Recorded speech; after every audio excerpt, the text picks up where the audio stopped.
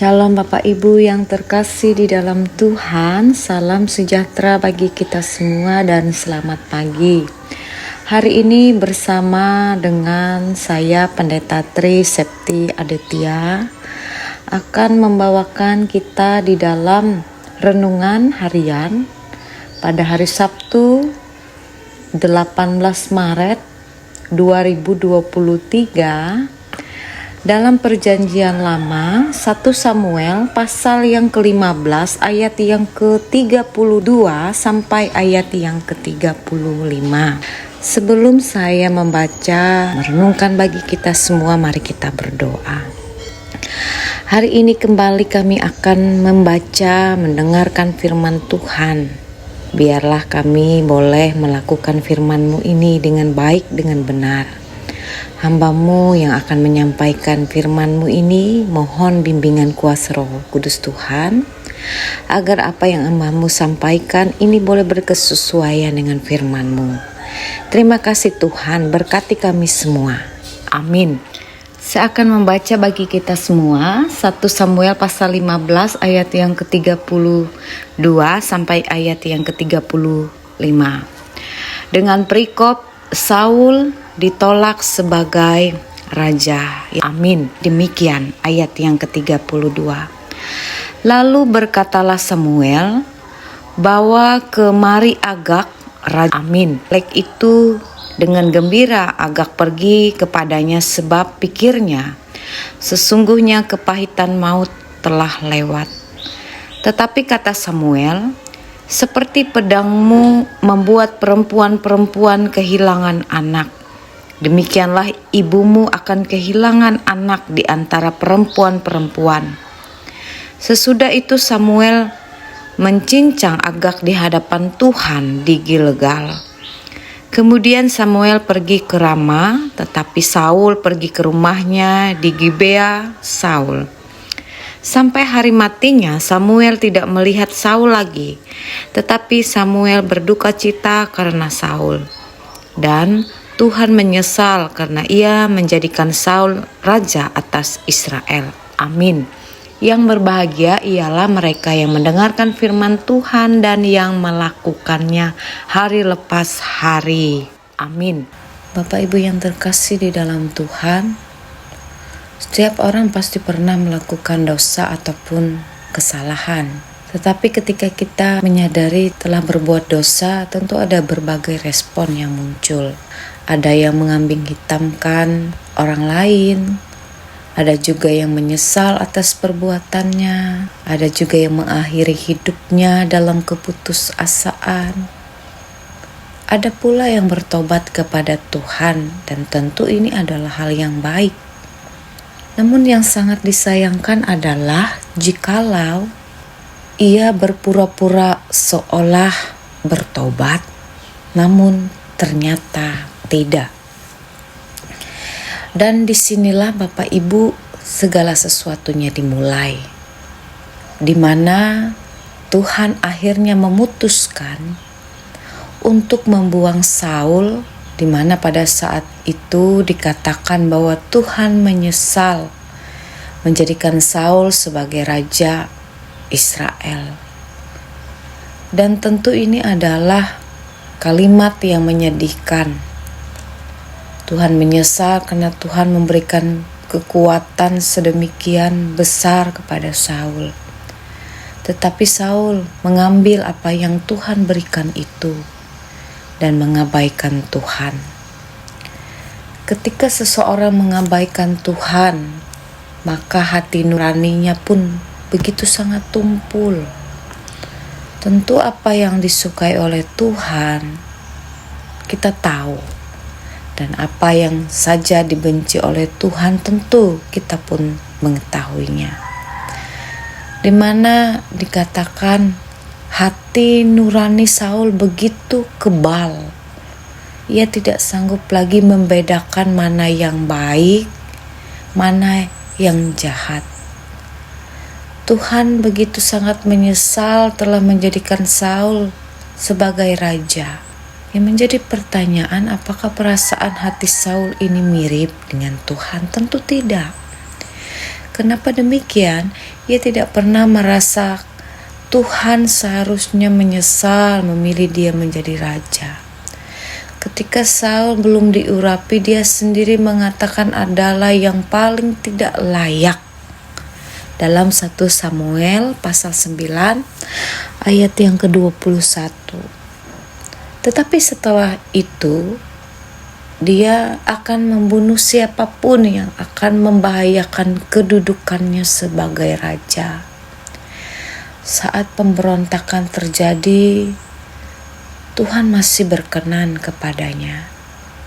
Hukuman yang Tuhan berikan adalah dinasti Saul tidak akan bertahan. Dalam 1 Samuel pasal 12 ayat 14. Namun yang sejauh dicatat di dalam Alkitab, Saul tidak sedikit pun menunjukkan penyesalan. Ia terus mengulangi kesalahan-kesalahan yang sama.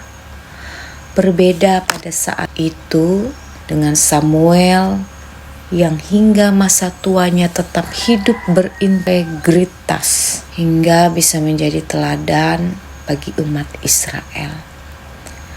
Saul hanya nampaknya mengandalkan jabatan, mengandalkan kekuasaan saja. Ia melakukan berbagai cara agar menjadi pemimpin yang disukai bagi umat Israel. Namun ia malah menjadi pemimpin yang populis dan mengabaikan kehendak Allah agar disukai oleh banyak orang. Bapak Ibu yang terkasih di dalam Tuhan, kegagalan Saul dalam menjalankan tugas fungsinya sebagai raja adalah tindakan yang salah. Sebab ia melupakan Allah dalam penuntunannya. Ia pun lupa jikalau Tuhan akan menuntunnya menjadi pribadi yang baik. Sehingga yang lebih parahnya adalah Tuhan menolaknya. Ketidakpekaan terhadap pimpinan Tuhan yang diteladankan oleh Saul telah merasuki kehidupan banyak orang. Dan akhirnya banyak orang yang tidak mengenal apa yang benar dan apa yang salah. Kehidupan kita pun bisa mencontohi Samuel sebagai pemimpin yang mana hidupnya dekat dengan Tuhan. Samuel pun merasakan sedih atas peristiwa yang terjadi. Dalam 1 Samuel pasal 15 ayat yang ke-11. Sementara itu Saul setelah ditolak oleh Tuhan lebih memikirkan gengsinya di hadapan banyak orang dan lupa untuk menunjukkan rasa penyesalannya. Dalam 1 Samuel pasal 15 ayat yang ke-30. Ketidaktaatan Saul kepada Tuhan itu pun terus berlanjut hingga akhir hidupnya, dan tentu ada akibat yang harus ditanggungnya. Sejak hari pemberontakan Saul yang tidak menjalankan perintah Tuhan untuk memusnahkan Amalek sampai kepada hari matinya Saul, Tuhan tidak memberikan dia kesempatan sama sekali. Bapak Ibu yang terkasih dalam Tuhan, mungkin dalam kita menjalani kehidupan ini, kita pernah melakukan hal yang sama, yaitu lebih memikirkan ego dan kehendak kita. Namun pada akhirnya kita bertobat. Kita belajar dari firman Tuhan, bahwa firman Tuhan ini adalah firman yang terus mengajarkan kita menjadi pribadi yang rendah hati. Hidup kita pula tidak terlepas dari tuntunan Tuhan. Apa yang Tuhan kehendaki dalam hidup ini beriringan pula dengan kita selalu mendengar firman-Nya dan melakukan. Jangan pernah biarkan hati kita kebal terhadap suara Tuhan. Jangan pernah karena kita memiliki harta, tata, dan jabatan, kita menganggap kita selalu bisa dan selalu kuat. Tapi bawalah Tuhan dalam tuntunan perjalanan hidup kita, dalam pekerjaan usaha kita, dalam berbagai apapun masalah dalam hidup kita. Karena kita yakin dan percaya kita adalah orang-orang yang taat dan setia, yang selalu mendengarkan suara Tuhan dalam hidup kita. Apapun yang kita lakukan, biarlah kerja keras kita selalu membuahkan hasil yang baik bagi keluarga dan bagi banyak orang. Amin untuk firman Tuhan. Mari kita bersatu di dalam doa, kita berdoa. Tidak henti-hentinya kami tetap mengandalkan Tuhan di dalam hidup kami. Bahkan tidak henti-hentinya kami memohon agar Tuhan senantiasa menuntun perjalanan kami di dalam dunia ini.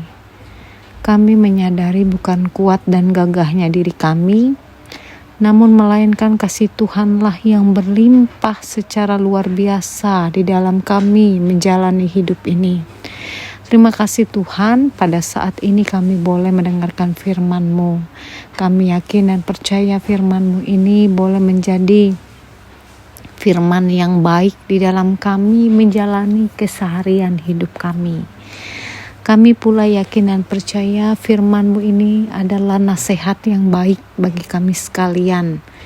Biarlah kami tidak hanya menjadi pendengar, tetapi kami boleh menjadi pelaku-pelaku firman-Mu. Baik kami secara pribadi, bahkan untuk banyak orang.